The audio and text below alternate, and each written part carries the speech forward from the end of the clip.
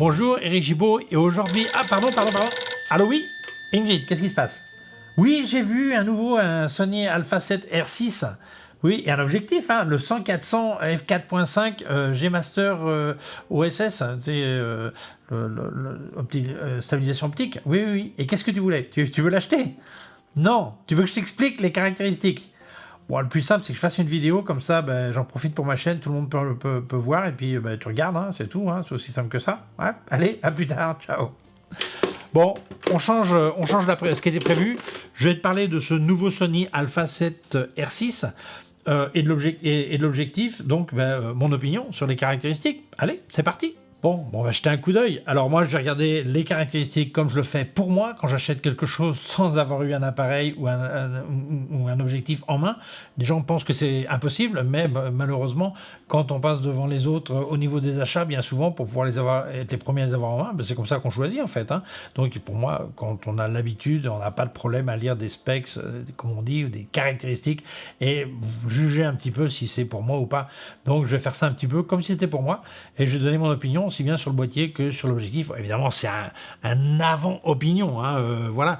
Mais pour certains, ça peut les aider à non pas prendre une décision, mais à comprendre un peu mieux les caractéristiques ou quels sont les critères que moi, par exemple, je suis quand je choisis un appareil. Donc, je vais décrire un petit peu et ce que j'en pense. Voilà, donc c'est parti. Alors, attaquons sans plus de préambule avec le Sony Alpha 7 R6. Alors, c'est un boîtier pensé pour les pros. Alors, le terme, c'est la résolution à haute vitesse. Alors, c'est vrai que les caractéristiques sont assez bluffantes. Alors, je dis les pros, attention, je ne parle pas de qualité de photographe, hein, je parle de matos pro, utilisation intensive. De plus en plus, les gens disent « Ouais, les appareils sont de plus en plus chers », mais parce que si un amateur regarde un appareil pensé pour les professionnels, évidemment, le prix va le flipper complètement. C'est logique, c'est un appareil qui est pensé pour être amorti. La personne qui va l'utiliser va gagner de l'argent. La personne qui va l'utiliser a des besoins de résistance, des trucs intenses, de solidité, de temps d'allumage, combien de temps il est allumé par jour et tout ça. Donc évidemment, ça a un prix. Donc souvent, les gens ils regardent une gamme qui ne correspond pas à eux. Alors ça ne veut pas dire qu'un amateur ne puisse pas avoir ce haut de gamme, évidemment, bien sûr. Mais il faut comprendre que le tarif, bah oui, le tarif, il est ce qu'il est. C'est logique. Alors, si on regarde, l'Alpha 7.6 donc, est présenté comme l'ultime boîtier pour les pros. Alors, il y a toujours le petit doute chez Sony, parce que j'ai jamais trop compris certains trucs. L'Alpha 9, où est-ce qu'il se situe? Parce que les tarifs, c'est plus élevé. Je sais pas. Mais en tout cas, alors le capteur, 66,8 millions de pixels, un capteur empilé avec un processeur, alors je te lis, un Bionz XR2, le mot est magnifique, qu'est-ce que ça veut dire? Je sais pas, c'est le nom du processeur. Une rafale de 30 images secondes, un pré-capture et vidéo 4K jusqu'à 120 images secondes et en 8K jusqu'à 30 images secondes. Alors ça annonce déjà un truc assez costaud.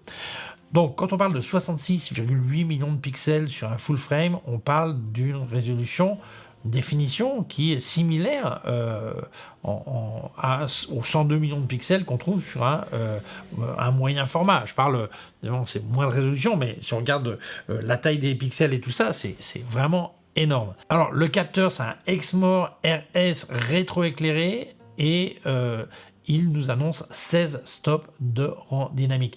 16 stops, c'est énorme. Alors, souvent, beaucoup de gens ont du mal à comprendre quand on dit 15 stops, 14, 16. Ils pensent que ça va forcément augmenter vers le haut. Dans l'ensemble, quand on t'annonce plus de rang dynamique, c'est plutôt dans les ombres où là, on récupère mieux sans bruit. Voilà.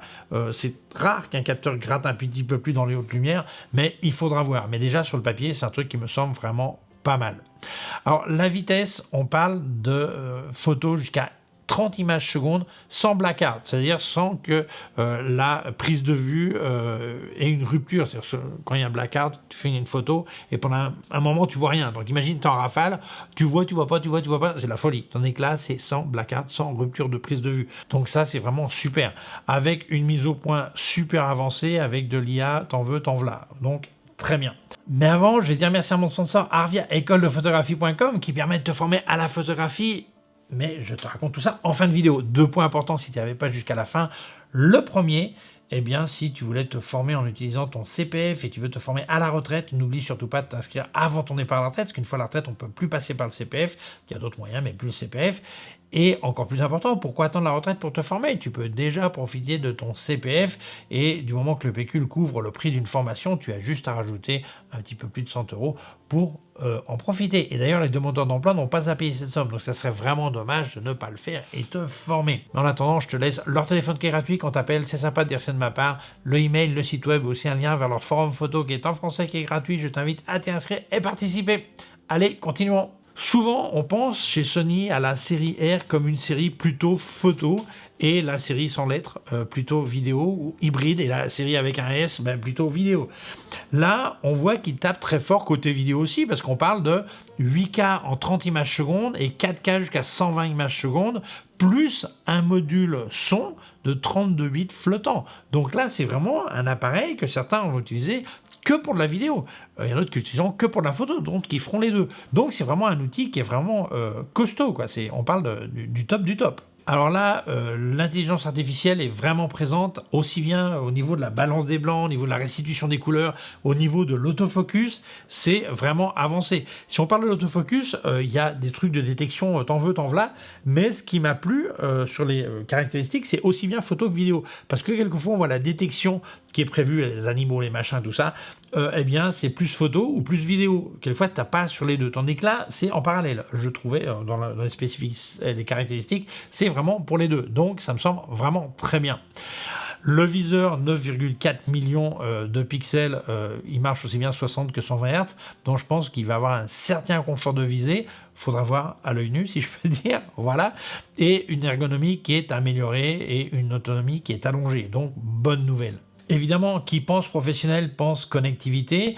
Il y a beaucoup de professionnels qui travaillent avec quelqu'un derrière qui reçoit les photos et qui les envoie directement à une rédaction ou directement à l'édition. Eh bien, ils ont mis du Wi-Fi 6 à 6 GHz qui va vraiment permettre une très bonne connectivité et 2 connecteurs USB-C qu'on avait vu apparaître sur le Alpha 7.5. Donc, je trouve que là, ils attaquent fort, il n'y a pas de doute. Un détail qu'énormément de professionnels vont apprécier, souvent on est dans des situations de concert ou de mariage et notre appareil photo est dans une zone sombre. Et voir les boutons, c'est compliqué. Eh bien, les boutons sont rétro-illuminés. Et ça me semble indispensable. Et d'ailleurs, ça devrait être obligatoire sur toutes les gammes pro. Donc, ça me semble vraiment très bien. Donc là, on va regarder plus en détail quelques caractéristiques supplémentaires. Et je vais donner ma première opinion. Mais je crois que tu te fais une idée. Là, on tape vraiment dans du haut de gamme. C'est évident. Alors, on va regarder les caractéristiques. Je vais dire les points les plus importants. Je ne vais pas toutes lire. Alors, évidemment, c'est depuis le départ, c'est du plein format, du full frame. Alors, je te dis 66,8 millions de pixels. Ça, c'est le résultat. Mais le capteur base, c'est 72,6 millions de pixels. Hein. C'est une sacrée bête quand même. Hein. Alors, les formats, évidemment, le RAW, le JPEG, mais aussi le HEIF. HEIF.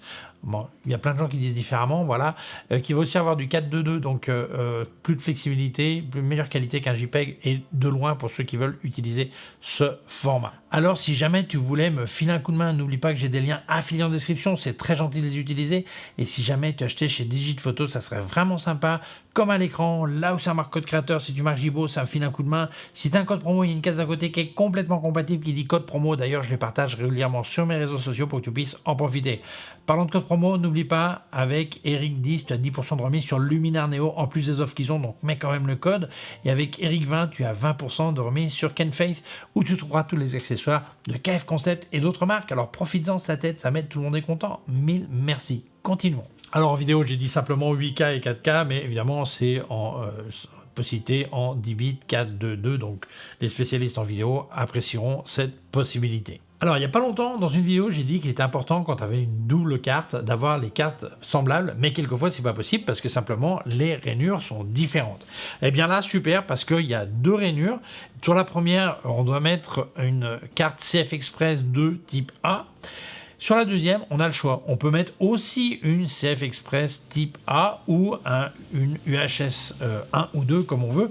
Donc vraiment, celui qui veut faire du backup, c'est-à-dire de la copie de sécurité en même temps, enregistrer sur les deux cartes en même temps, il peut donc aller à la même vitesse, donc ça ne va pas perturber la principale. Donc on peut vraiment travailler très pro, rapidement, comme prévu, sans problème. Donc ça, c'est super. Alors, l'autofocus, aussi bien en photo qu'en vidéo, à 759 points. Donc, en détection de phase, hein, je crois que ça tape à peu près partout. Ce qui est assez impressionnant, c'est qu'il va marcher depuis moins 11 EV jusqu'à plus 20 EV. C'est-à-dire que même dans ce qui nous semblerait du noir pratiquement absolu, l'obscurité absolue, peut-être pas, je ne sais pas si l'absolu c'est à moins 11, mais en tout cas, déjà à moins 11, on ne voit pas grand-chose, eh bien, l'autofocus devrait marcher. Et si on regarde des possibilités de détection, aussi bien en vidéo qu'en photo, on parle de détection automatique, de détection d'humains, d'animaux, d'oiseaux, d'insectes, de voitures, de trains et d'aéroplanes, aussi connus comme avions. Voilà, donc ça, c'est super. Après, il y a plein de peaufinage de l'autofocus. Le problème des autofocus, c'est qu'ils sont tellement avancés que si tu lis pas bien ton mode d'emploi, tu vas avoir des problèmes pour le configurer. Mais une fois configuré, tu vas être ravi. Voilà, donc faut pas oublier ça. Il y a 1200 zones de mesure de lumière, donc ça va permettre de savoir exactement où sur la photo il y a telle quantité de lumière et tout ça, donc c'est très bien. Si on parle des ISO, la base c'est de 100 jusqu'à 32 000 ISO, mais on peut l'agrandir à 50 vers le bas et jusqu'à 102 400 vers le haut. Si on parle de vidéo, c'est la même chose, sauf si on met les ISO en automatique, ça ira de 100 à 12 800 ISO. Évidemment, système d'anti-flicker, anti-scintillement, situation de lumière, ça va le faire. L'écran, 9,4 millions de points, 60 et 120 Hz, donc très bien. L'écran, 8 cm de diagonale, donc 3,2 pouces, c'est bien évidemment. Alors, plein de fonctions, donc on a vu le pré-capture, le HDR, il y a plein de fonctions, voilà, je ne vais pas rentrer dans tous les détails, hein, mais voilà, bon, voilà. Alors, l'obturation, aussi bien mécanique qu'électronique, ça va jusqu'à 1/8 millième de seconde. Je pensais que l'électronique irait plus haut, mais apparemment, suivant les specs que j'ai là devant moi, ça donne ça. Si on parle de la synchro flash, 1/250e de seconde avec un objectif plein format, donc le mode plein format. Par contre, sur un objectif APS-C, on passe en mode APS-C et là, ça va jusqu'à 1/320e de seconde. La stabilisation, eh bien, on parle de 8,5 stops au centre et 7 stops sur les bords, suivant la norme SIPA.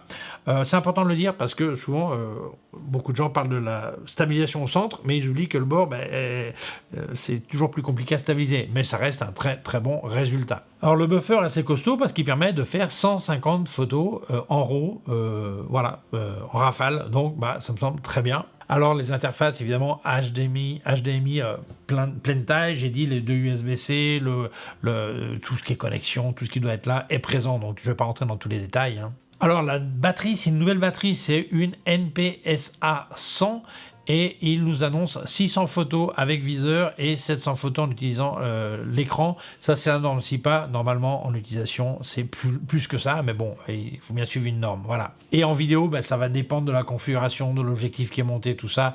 Apparemment, ça irait jusqu'à 215 minutes, voilà, suivant la qualité, tout ça. Bon, voilà. Mais ça, c'est tellement variable que ça n'a pas trop de sens. Le poids avec batterie, on parle de 713 grammes. Moi, je pense que ça reste raisonnable pour ce genre d'appareil. La taille typique de chez Sony dans cette gamme, 132,7 par 96,9 par 82,9 mm, donc ça reste correct. Et ils ont aussi sorti vraiment pas mal d'accessoires qui vont avec. Donc, je vais te parler des principaux, mais c'est très bien de voir qu'ils ont vraiment pensé un écosystème autour de cet appareil pour que le pro parte avec tout ce qu'il faut, aussi bien pour la vidéo que pour la photo. Donc, on va voir ça. Alors, les accessoires, alors un accessoire indispensable, c'est la batterie, c'est un nouveau format. Alors, attention, c'est plus grand. Je pense qu'elle doit consommer pas mal l'appareil, puisque je trouve pas que les résultats sont nettement supérieurs au nombre de photos. Faut avoir les chiffres exacts de la version antérieure, mais enfin bon. Mais ça pèse quand même 89 grammes, une petite batterie comme ça, voilà. Et donc, voilà. Alors, évidemment, qui dit batterie nouvelle dit chargeur nouveau. Il y a un chargeur qui permet de charger en 115 minutes une batterie. Voilà, donc ça le plus à acheter. Si on parle de l'alimentation, il y a un système pour alimenter par l'USB-C, donc on peut le fixer d'ailleurs sur le trépied ou sur la cage de la caméra pour alimenter l'USB-C. Donc ils ont aussi cet accessoire qui est très utile, qui pèse quand même 184 grammes. Ok, mais normalement tu le fixes sur un truc hors d'appareil photo, donc voilà. Si on parle de ce genre d'appareil photo, évidemment on parle aussi de grip. Il y a des gens qui veulent avoir cette poignée, et là on parle d'un grip qui pèse quand même 249 grammes, qui te permet de mettre deux batteries, de presque doubler l'autonomie de la batterie de l'appareil. Alors je sais pas pourquoi ça double pas, ça double presque, je sais pas, parce que peut-être que le grip lui-même consomme, je sais pas, mais ça fait 249 grammes. Ça veut dire que quand tu vas mettre deux batteries dedans, tu vas mettre tout ça sur l'appareil, là on dépasse le kilo, hein, donc c'est un truc qu'il faut prendre en compte suivant ta force physique, suivant les situations d'utilisation. Après tu rajoutes l'objectif, ça peut vite rajouter. Là mais on parle quand même, une fois le grip avec ces deux batteries, on parle et l'appareil, on parle de plus d'un kilo, hein, c'est pas peu, hein.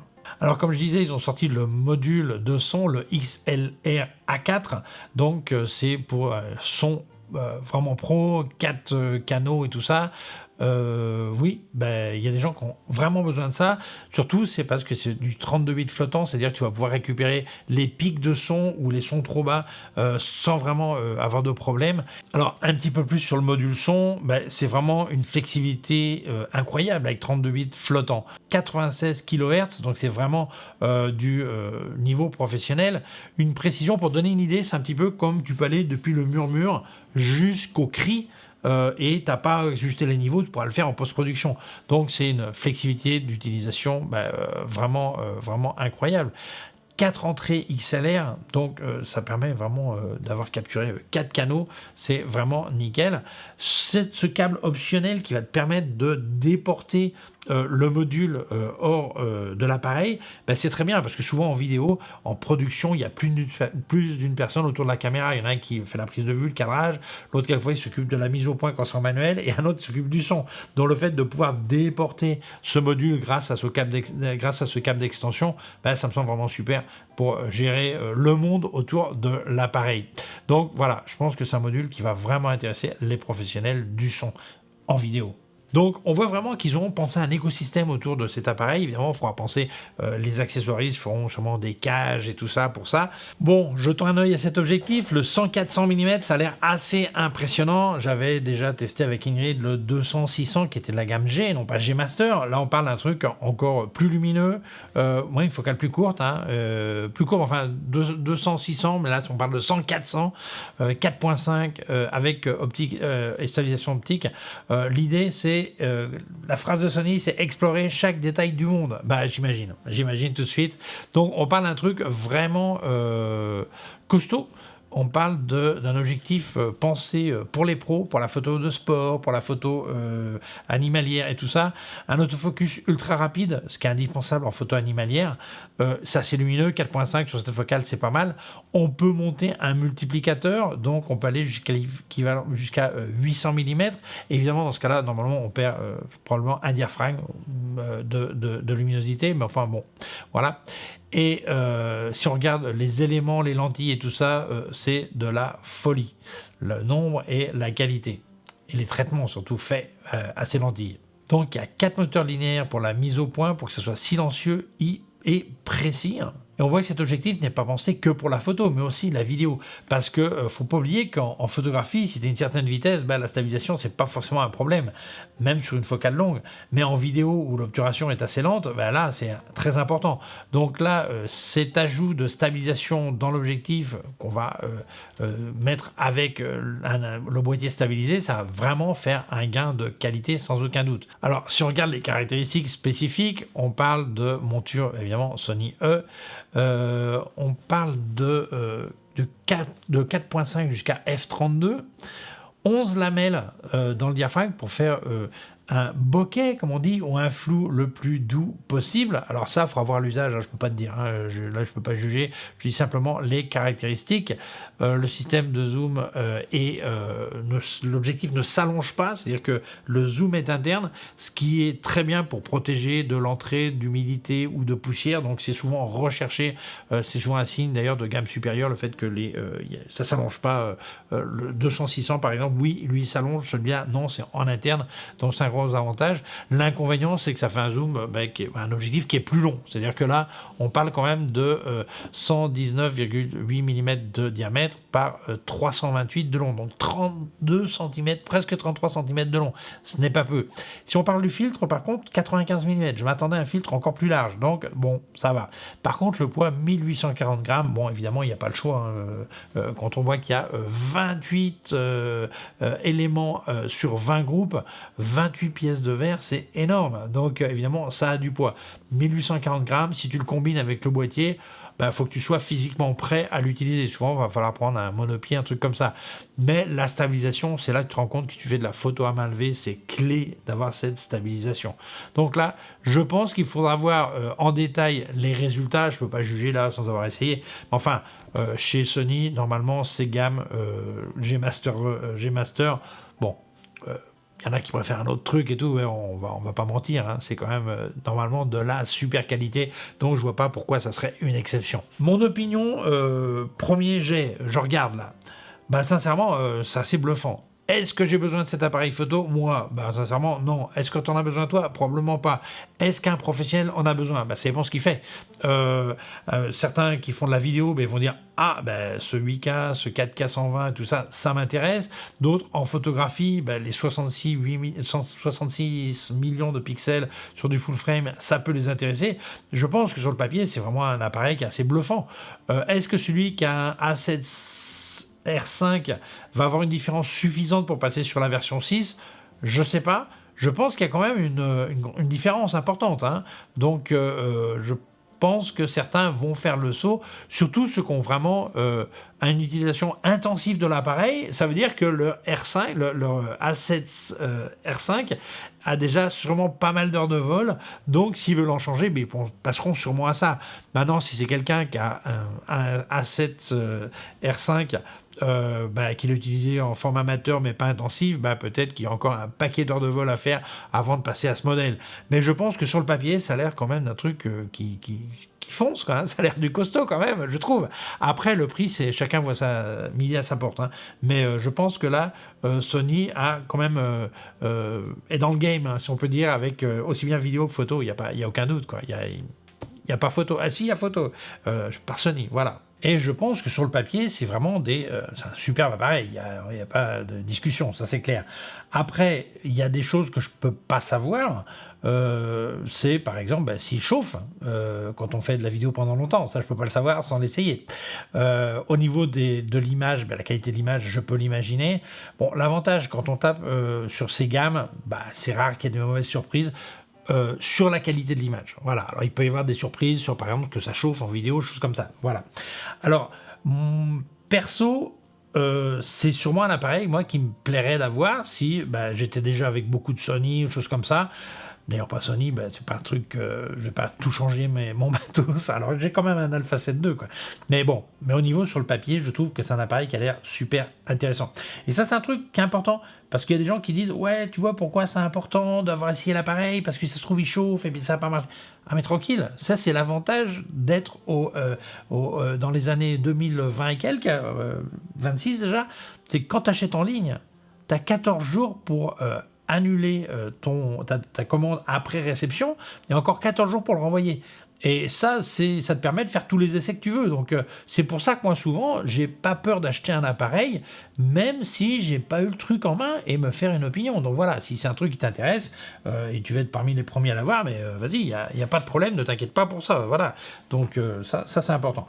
Au niveau de l'objectif, moi, perso, l'objectif, il me plaît, il me serait sûrement plus utile, voilà, parce que ou sur mon Alpha 7 II ou Ingrid sur son 6700, c'est un objectif qui est vraiment super intéressant, quoi. Parce que avec un appareil photo plus modeste, je peux me débrouiller. Avec cet objectif, ah ben, c'est quand même tentant, un 100-400 4.5, ça c'est vraiment pour moi, si je devais choisir un des deux, parce que j'aurais pas le budget pour les deux, je prendrais ça, voilà. Mais c'est comparer des pommes avec des poires, hein, ça n'a rien à voir. Mais perso, sur le papier, ça a vraiment l'air de tenir la route. Après, il y a un autre truc qui tranquillise énormément. On est en train de parler d'une gamme de matériel où il n'y a plus de mauvais trucs. Hein, voilà. Après, je suis certain que quand on voit le A7 V que j'ai essayé il n'y a pas longtemps, les autres Sony, moi je suis sûr qu'il va pas y avoir de problème, quoi. Mais évidemment, après, il faudra peaufiner, voir le petit détail, le petit truc, tout ça. Mais pour moi, sur le papier, c'est un truc que j'achèterais sans problème. Voilà, sans problème. Est-ce que toi, tu dois l'acheter? Tu fais ce que tu veux. Est-ce que toi, tu seras content? J'en sais rien. Est-ce que tu seras déçu? J'en sais rien. Mais c'est sûr que le gros avantage de l'avoir en main, c'est de pouvoir l'essayer. Et toi, tu as cette possibilité, puisque, comme je dis toujours, le gros avantage de l'achat en ligne par rapport à la boutique, c'est que tu as 14 jours pour annuler ta commande après réception et 14 jours de plus pour le renvoyer. Donc, tu peux vraiment faire tous tes essais. Voilà, ça c'est le gros avantage. En boutique, il n'y a aucune obligation de te reprendre du matos. Voilà, ils te le font souvent parce qu'ils sont aimables ou tu es déjà client, mais il n'y a aucune obligation. Donc voilà, c'est pour ça que moi j'ai de moins en moins peur de faire des essais, d'acheter des trucs et voir si ça me plaît ou pas. Voilà. Donc pour moi, sur le papier, c'est recommandable. En personne, je ne peux pas décider, c'est à toi de le voir. Voilà. Merci beaucoup d'avoir vu la vidéo. Enfin, oui, alors j'oubliais, si jamais il t'intéresse, je te laisse un lien en description d'où est-ce que tu peux l'acheter. Bon, je vais indiquer Digitphoto, évidemment. N'oublie pas mon code créateur si tu veux acheter là-bas, Jibo, et je t'en remercie. Avant de te revoir, je veux dire merci à mon sponsor Arvia, écoledephotographie.com, qui permet de te former à la photographie à distance, donc par Internet. Mais ce n'est pas que de la théorie, tu as aussi des exercices pratiques à faire que tu devras monter sur leur plateforme. Et ce sont des professeurs diplômés en photographie qui vont te corriger, te dire ce qui va pas et tout ça, qui t'encouragent. Ce sont d'ailleurs une réunion virtuelle avec ton prof de temps en temps. Alors, ils ont 6 types de formations, depuis devenir amateur averti, comme on dit, jusqu'à professionnel. Et les formations durent entre 8 et 12 mois, suivant celle que tu choisis, et tu passeras 10-12 heures par semaine. Certains passent 8, certains passent 15, ça dépend de l'avancement de la formation, ça dépend de tes connaissances au départ, mais enfin, ce qui est logique. Mais le mieux, c'est d'appeler Arvia. Le téléphone est gratuit quand tu appelles, c'est sympa de dire ça de ma part. Tu leur exposes tes envies de formation, ils te diront quelle est celle qui correspond le plus à ce que tu recherches. Ils te parleront aussi de tarifs, mais moi je vais te parler de financement, plusieurs possibilités. La première, tu es peut-être demandeur d'emploi, donc évidemment je te souhaite de trouver un travail qui te plaise et qui soit bien rémunéré, mais en attendant, parle avec ton conseiller chez France Travail, tu lui exposes tes envies de reconversion à la photographie, tu lui parles d'Arvia et il te dira comment faire un financement ou un cofinancement. Autre possibilité, l'autofinancement. Le mot est magnifique. Qu'est-ce que ça veut dire? Tu as l'argent, tu payes. Voilà, c'est aussi simple que ça. Autre possibilité, peut-être la plus connue, c'est le CPF, le compte personnel de formation. Chaque année travaillée en France, tu as un petit pécule qui s'accumule. Un jour, tu peux l'utiliser pour te former. Alors, il y a certaines conditions, parce que quand je dis ça, souvent on me disent « Ah oui, moi, j'ai du pécule accumulé, je l'utiliserai à la retraite. » Oui, tu peux l'utiliser à la retraite, mais seulement si tu t'inscris avant ton départ en retraite. Donc, n'oublie pas ça. Si on te restera, l'autofinancement, le cadeau de Noël, l'anniversaire, et c'est tout. Voilà, voilà, c'est aussi simple que ça. Mais pourquoi attendre la retraite pour te former? Tu peux déjà profiter de ton pécule CPF et du moment que celui-ci couvre le prix d'une formation, tu as juste à rajouter environ 103 € à celui-ci. D'ailleurs, les demandeurs d'emploi n'ont pas à payer cette somme. Donc, ça serait dommage de ne pas en profiter. Mais comme j'ai dit, le mieux, c'est d'appeler Arvia. Donc, je te laisse leur téléphone qui est gratuit, le email, le site web, ou c'est un lien vers leur forum photo qui est en français, qui est gratuit. Je t'invite à t'inscrire et participer. Et bien voilà, merci à Arvia d'avoir sponsorisé ma vidéo, merci à toi de l'avoir vue. Si tu penses qu'elle peut intéresser d'autres personnes, je t'invite à la partager sur les réseaux sociaux. Si tu ne l'as pas encore fait, je t'invite à t'abonner à ma chaîne YouTube, il y a un petit bouton par là et une clochette. Si tu appuies sur la clochette, tu recevras un avis quand je monte une nouvelle vidéo. Mon site web ericjogo.com/fr/cours en ligne. Si tu as une quelconque question, tu peux laisser un commentaire dessous. Et n'oublie pas que j'ai des liens affiliés en description, c'est très gentil de les utiliser. Si jamais tu as acheté chez Digitphoto, ça serait vraiment sympa, comme à l'écran, là où ça marque code créateur, si tu marques Jibo, ça me file un coup de main. Si tu as un code promo, il y a une case à côté qui est complètement compatible, qui dit code promo. D'ailleurs, je les partage régulièrement sur mes réseaux sociaux pour que tu puisses en profiter. Parlons de code promo, n'oublie pas, avec Eric10, tu as 10% de remise sur Luminaire Neo, en plus des offres qu'ils ont, donc mets quand même le code. Et avec Eric20, tu as 20% sur Kenface, où tu trouveras tous les accessoires de KF Concept et autres marques. Alors profites-en, ça t'aide, ça m'aide, tout le monde est content. 1000 merci. Je te laisse aussi un lien de mon compte PayPal au cas où tu veux faire un don. Merci beaucoup, prends soin de toi et à très bientôt. Ciao!